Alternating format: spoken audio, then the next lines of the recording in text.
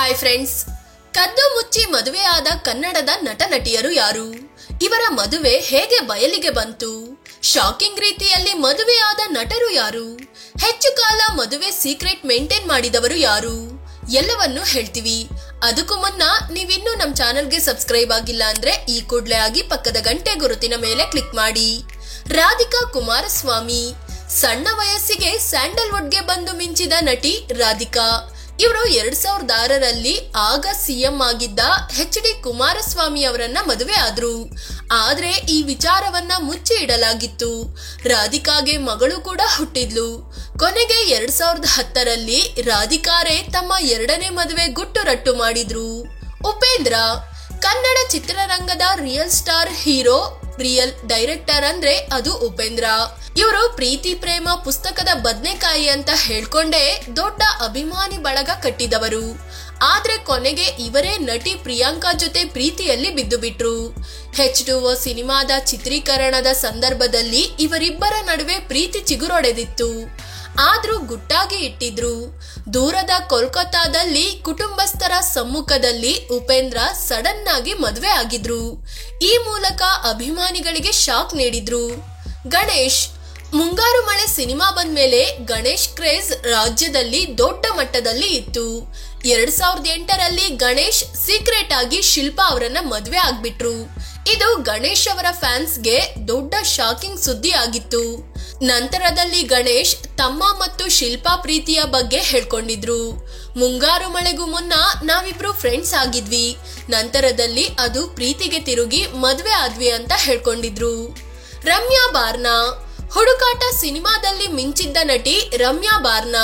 ಈಕೆ ಕನ್ನಡ, ತೆಲುಗು, ತಮಿಳು, ತುಳು ಭಾಷೆಗಳಲ್ಲಿ ನಟಿಸಿ ಹೆಸರು ಮಾಡಿದ್ರು. ಆದ್ರೆ ಈಕೆ ರಹಸ್ಯವಾಗಿ ಮದುವೆ ಆಗಿ ಸುದ್ದಿ ಆಗಿದ್ರು.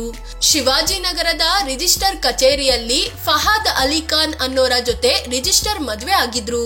ಅಂದ ಹಾಗೆ ಈ ಫಹಾದ್ ಅಲಿ ಖಾನ್ ಸಚಿವ ಜಮೀರ್ ಅಹಮದ್ ಅವರ ಸಂಬಂಧಿಯೂ ಹೌದು. ಶ್ರುತಿ ಹರಿಹರನ್ ವಿಸ್ಮಯ ಸಿನಿಮಾ ವೇಳೆ ಮೀಟು ಆರೋಪ ಮಾಡಿ ರಾಜ್ಯದಲ್ಲಿ ದೊಡ್ಡ ಸುದ್ದಿಯಾದವರು ಶ್ರುತಿ ಹರಿಹರನ್. ಹಲವು ಸಿನಿಮಾಗಳಲ್ಲಿ ನಟಿಸಿದ್ದ ಶ್ರುತಿಗೆ ಈ ಘಟನೆ ಬಳಿಕ ಅವಕಾಶಗಳು ಕಡಿಮೆ ಆದ್ವು. ಇದೇ ಟೈಮಲ್ಲಿ ಶ್ರುತಿ ತನ್ನ ಫ್ರೆಂಡ್ ಡ್ಯಾನ್ಸರ್ ರಾಮ್ ಜೊತೆ ಸೀಕ್ರೆಟ್ ಆಗಿ ಮದುವೆ ಆಗಿದ್ರು. ಪ್ರಣೀತಾ ಸುಭಾಷ್ ಪೊರ್ಕಿ ಸಿನಿಮಾದಲ್ಲಿ ದರ್ಶನ್ಗೆ ಜೋಡಿಯಾಗಿದ್ದ ಬಹುಭಾಷಾ ನಟಿ ಈ ಪ್ರಣೀತಾ ಸುಭಾಷ್. ಇವರು ಕೂಡ ತಮ್ಮ ಮದುವೆಯನ್ನ ಗುಟ್ಟಾಗಿ ಇಟ್ಟಿದ್ರು. ಕನಕಪುರ ರಸ್ತೆಯ ರೆಸಾರ್ಟ್ ಒಂದರಲ್ಲಿ ಕುಟುಂಬ ಸದಸ್ಯರ ಸಮ್ಮುಖದಲ್ಲಿ ಉದ್ಯಮಿ ನಿತಿನ್ ರಾಜು ಅನ್ನೋರ ಜೊತೆ ಸಪ್ತಪದಿ ತುಡಿದಿದ್ರು. Sindhu Lokanath love in Mandya cinema ಮೂಲಕ ಸುದ್ದಿಯಾದ ನಟಿ ಈ ಸಿಂಧು ಲೋಕನಾಥ್.